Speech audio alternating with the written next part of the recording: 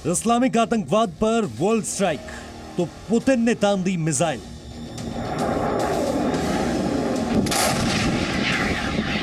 Islamic आतंकवाद पर world strike तो पुतिन के टैंक बरसाएंगे आतंकियों पर गोले।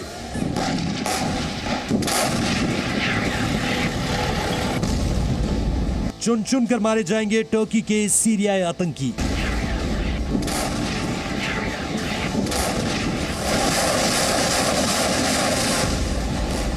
कई सारे जो आतंकवादी संगठन हैं वो रशिया के अंदर इस्लामिक आतंकवाद फैलाना चाह रहे हैं या फैलाने की कोशिश कर रहे हैं, तो इसको हमें बहुत गंभीरता से लेना चाहिए। इस्लामिक आतंकवाद पर सुपर पावर प्रहार कमिंग सून।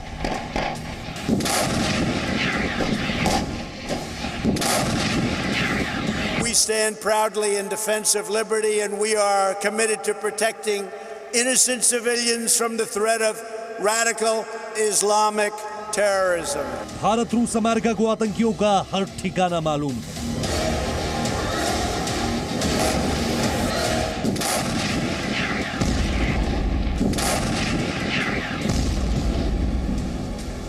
नाइन 11 हो या मुंबई में 26/11 हो, उसके साजिशकर्ता कहां पाए जाते हैं? अब समय आ गया है। मोदी, पुतिन, ट्रंप मिलकर करेंगे इस्लामिक आतंकवाद का दी एंड।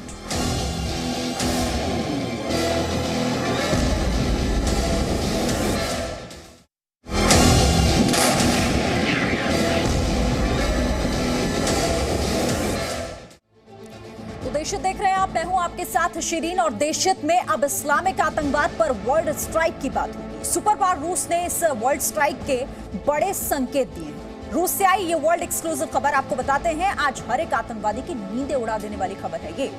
आर्मेनिया अजरबैजान के बीच भीषण युद्ध जारी और रूस को इस बात की खबर लग चुकी है कि सीरिया से भेजे गए आतंकवादी यहां पर लॉन्चिंग पैड बना सकते हैं।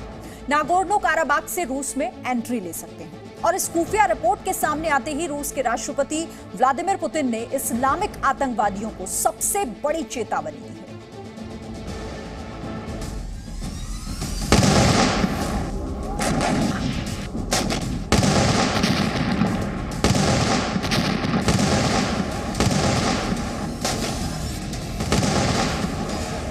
अजरबैजान आर्मेनिया के बीच भीषण लड़ाई की विध्वंसक तस्वीरें देखिए।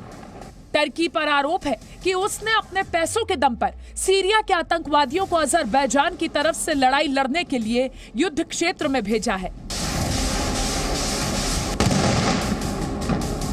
आर्मेनिया के मित्र देश रूस की इंटेलिजेंस को इस्लामिक आतंकवाद की इस इंटरनेशनल साजिश की पूरी जानकारी है।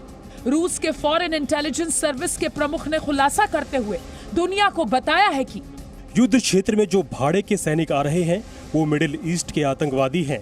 हम हजारों आतंकवादियों से जूझ रहे हैं। अब काराबाख युद्ध में पैसा कमाने की उम्मीद करते हुए कई और आतंकवादी भी कूद पड़े हैं। रूस के फॉरेन इंटेलिजेंस सर्विस के चीफ ने इसके साथ ही ये अंदेशा भी जताया कि दक्षिण कॉकेशस क्षेत्र अंतर्राष्ट्रीय आतंकवादी संगठनों के लिए एक नया लॉन्च पैड बन सकता है, जहां से ये आतंकवादी आसानी से रूस में प्रवेश कर सकते हैं।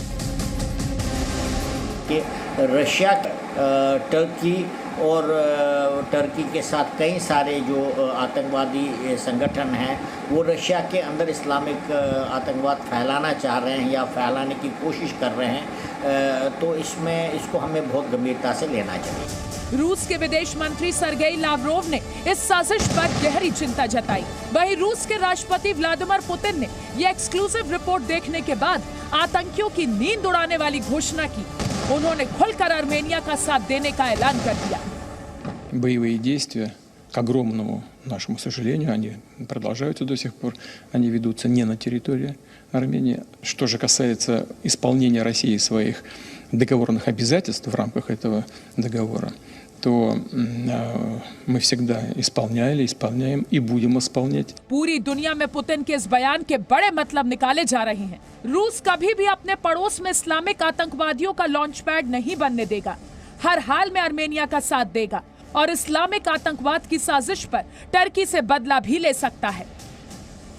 तो समय ऐसा अगर बार बार ये गतिविधियाँ आगे बढ़ती गई और ख़ासकर इंडिया के अगेंस्ट बढ़ती गई तो ये माना जाएगा कि ये सब लोग इकट्ठा हो जाएंगे और फिर इस्लामिक आतंकवाद के बरखिलाफ एक ज़बरदस्त कार्रवाई शुरू होगी। क्या ये वर्ल्ड वॉर में तब्दील होगा, इसका अनुमान लगाना बहुत मुश्किल है। अजरबैजान आर्मेनिया की लड़ाई आज नहीं तो कल खत्म हो जाएगी, लेकिन अब ये साफ है कि रूस अपने पड़ोस में जब तक इस्लामिक आतंकवाद का खात्मा नहीं कर देगा तब तक चैन से नहीं बैठेगा। ब्यूरो रिपोर्ट, जी मीडिया। तो देखिए, अब आप इस खबर को इस तरह से भी देख सकते हैं कि प्रधानमंत्री नरेंद्र मोदी और अमेरिका के राष्ट्रपति यानी कि डोनाल्ड ट्रंप दोनों लगातार वैश्विक आतंकवाद पर सुपर प्रहार करते रहे और अब मजहबी आतंकवाद पर पुतिन की मिसाइल भी फायर हो सकती है। लेकिन यहाँ पर दुनिया भर में जिहादी दुकानों पर वर्ल्ड स्ट्राइक आखिर क्यों जरूरी है, ये समझना आपके लिए भी जरूरी है। तो ये विश्लेषण आपको समझाते हैं इसके जरिए कि क्यों आखिर हम कह रहे हैं कि ये वर्ल्ड स्ट्राइक होना बहुत जरूरी है। आतंकवाद ने देखिए किस तरीके से सिर्फ तबाही मचाने का काम किया है। सीरिया आप जानते हैं आतंकवाद की वजह से तबाह हो गया, आतंकवाद से इराक बर्बाद हो गया, आतंकवाद से अफगानिस्तान भी नहीं बच पाया और वहां पर तालिबानी तबाही किस तरह से मची, आपने वो तस्वीरें भी देखी हैं। अमेरिका में 9/11 सबसे बड़ा आतंकी हमला, भारत में 26/11 और साथ ही संसद अटैक समेत कई हमले हुए। कैसे आतंकवाद तबाही मचाता रहा। दुनिया में आतंकवाद की बड़ी फैक्ट्री यानी कि एक ही नाम सबके जुबान पर, पाकिस्तान, क्योंकि वो पाकिस्तान जो है आतंक परस्त पाकिस्तान है, वहां पर आतंकियों को पाला पोसा जाता है। अजरबैजान और आर्मेनिया के युद्ध में आतंकियों की एंट्री पाकिस्तान ने कैसे कराई वो भी आपने जी न्यूज़ पर देखा। हमने आपको दिखाया कि किस तरीके से पाकिस्तान इस युद्ध में आतंकियों को उतार रहा है, उसकी एंट्री यहां पर दिलाई गई। टर्की और पाकिस्तान जैसे कुछ मुस्लिम देश आतंकवाद के समर्थक रहे हैं। वैश्विक शांति के लिए टर्की पाकिस्तान पर कार्रवाई होना जरूरी है और ये कार्रवाई इसलिए भी जरूरी हो जाती है ताकि वैश्विक स्तर पर आतंकवाद को रोकने के लिए कदम बढ़ाए जा सके और इसीलिए यहाँ पर पाकिस्तान और टर्की जैसे देशों पर कार्रवाई जरूरी हो जाती है। तो देखिए, आर्मेनिया और अजरबैजान की लड़ाई में इस्लामिक आतंकवाद का जहर घोलने वाले देश टर्की से रूस बहुत ज्यादा नाराज है। वहीं पर ईरान ने भी अब इस भीषण लड़ाई को देखते हुए सबसे बड़ी चेतावनी दे दी है। अजरबैजान और आर्मेनिया के बॉर्डर ईरान से लगे हुए हैं।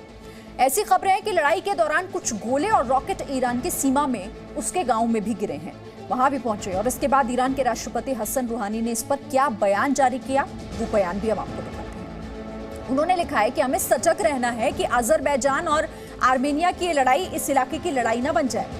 शांति हमारे काम का आधार है और हम शांतिपूर्ण तरीके से क्षेत्र में स्थिरता बहाल करने की उम्मीद करते हैं, लेकिन ईरान की मिट्टी पर गलती से भी मिसाइल या फिर गोले गिरे तो ये हमें मंजूर नहीं होगा। हमारी प्राथमिकता हमारे शहरों को, हमारे गांवों को सुरक्षित रखना है, उनकी सुरक्षा करना है और हम इसका जवाब भरपूर तरीके से देंगे।